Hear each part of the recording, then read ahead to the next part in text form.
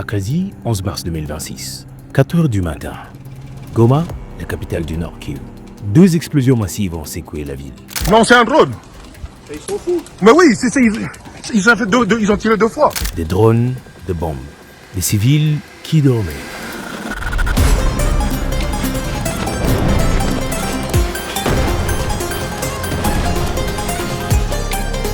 Une maison a été détruite. Une maison dans le quartier Himbi, l'un des plus riches de Goma. Une maison à seulement 50 mètres de la résidence du président Joseph Kabila. Certaines victimes ont été confirmées. Karine Buissier, française, une employée de l'UNICEF, tuée dans la maison qu'elle occupait avec d'autres travailleurs humanitaires. Pascal, un Belge, a eu sa maison directement touchée. Selon le M23, 3 personnes ont été tuées, plusieurs autres blessées. Les vidéos circulant sur les réseaux sociaux montrent un trou béant dans le toit d'une maison, des flammes engulfant l'étage supérieur, la fumée épaisse s'élevant dans la nuit. Vous avez trouvé un corps? Là, oui. De débris partout, des travailleurs humanitaires en pleurs. Mais ce n'est pas tout. Il y a beaucoup plus de détails. Un deuxième drone a été lancé. Il visait la résidence de Corneille Nangaa, le coordonnateur politique du M23. Mais il a raté, il est tombé dans le lac Kivu. Selon certaines sources, les bombardements étaient apparemment destinés à cibler Joseph Kabila et ses conseillers les plus proches. Mais les drones ont frappé des zones civiles à la place. Alors, qui a lancé ces drones? Le M23 accuse le gouvernement congolais. Et le gouvernement congolais accuse le M23 d'avoir orchestré une fausse attaque. Mais voici ce que nous savons avec certitude. 1. L'attaque a eu lieu.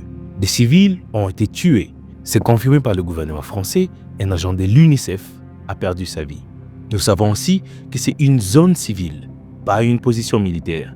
Et nous savons aussi que ceci, c'est une violation du cessez-le-feu signé en juillet 2025 à Doha. Et voici le point crucial. Cette attaque n'est pas un incident isolé. C'est un symptôme d'une maladie plus profonde, une maladie appelée le refus de Kinshasa de faire la paix. Pour comprendre cette attaque, il faut comprendre la situation de Goma. Le M23 contrôle Goma depuis janvier 2025. Pendant plus d'1 an, la ville a été relativement stable sous le contrôle du M23. Pas de combat majeur, pas de bombardement. Mais en février 2026, quelque chose a changé. Le 24 février 2026, l'armée congolaise lance un drone qui tue Willy Ngoma, porte-parole du M23, près de Rubaya. Le 10 mars 2026, l'armée congolaise abat 2 drones au-dessus des Minembwe. 11 mars 2026, à 4 heures du matin, 2 drones frappent Goma. L'escalade est claire. L'armée congolaise intensifie ses opérations de drones. Elle cible les positions du M23. Elle cible les leaders du M23. Mais, le 11 mars, quelque chose d'étrange s'est produit. Les drones n'ont pas frappé les positions militaires du M23. Ils ont frappé une zone civile. Mais voici ce qui est certain. Cette attaque a violé le cessez-le-feu de Doha. Elle a tué une travailleuse humanitaire française. Elle a montré au monde que Kinshasa ne respecte pas les accords de paix.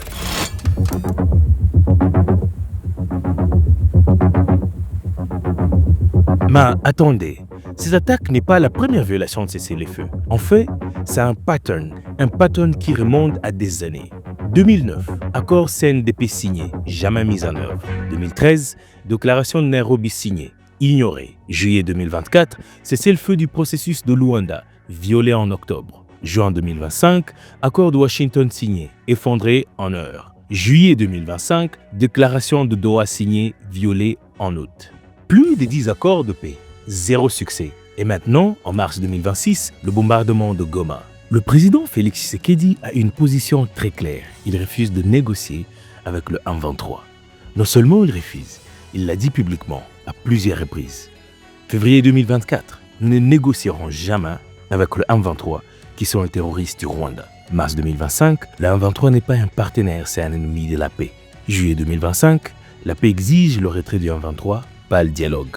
En décembre 2024, le Rwanda a dit « D'accord, parlons de paix, mais vous devez négocier directement avec le M23. » Et c'est logique. Comment faire la paix sans parler à celui qui contrôle le terrain? Mais le gouvernement congolais a dit non. Et à cause de ces refus, le pourparler prévu pour décembre 2024 ont été annulés.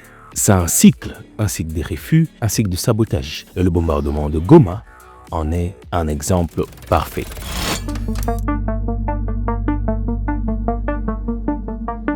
Maintenant, Vous vous demandez peut-être pourquoi.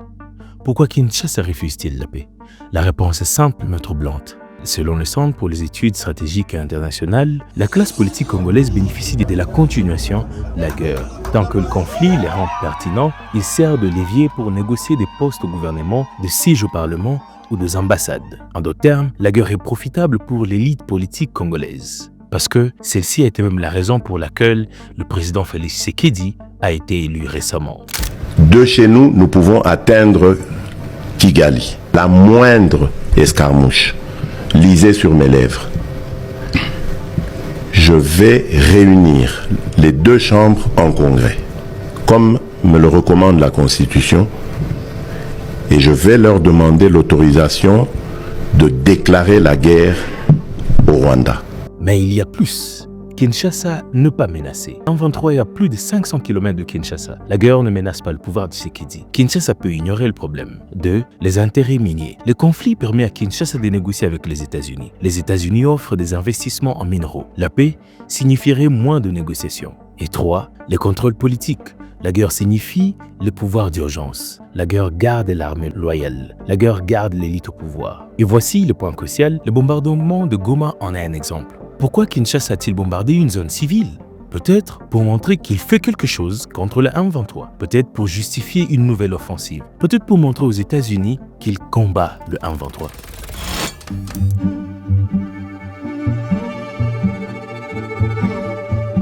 Mais voici la bonne nouvelle. La paix est possible. Elle n'est pas facile, mais elle est possible. Et voici comment. Étape numéro 1, la volonté politique. Le gouvernement doit décider que la paix est plus importante que le pouvoir politique. Étape numéro 2, négociation directe. Le gouvernement doit asseoir à table avec le M23 et négocier. Étape numéro 3, compromis politique. Le gouvernement doit accepter que le M23 ne se tirera pas sans concession. Étape numéro 4, respect des accords. Le gouvernement doit respecter les accords qu'il signe. Étape numéro 5, arrêter le bombardement. Le gouvernement doit arrêter les opérations militaires et les remplacer par la diplomatie. Ces étapes ont fonctionné dans d'autres conflits. Elles peuvent fonctionner au Congo. Mais elles nécessitent une chose, la volonté du gouvernement congolais de faire la paix. Le bombardement de Goma n'était pas un accident, c'est un choix fait par les dirigeants à Kinshasa. Un choix de continuer la guerre au lieu de faire la paix. Et tant que Kinshasa fera ce choix, la guerre continuera. Et les civils congolais continueront à souffrir.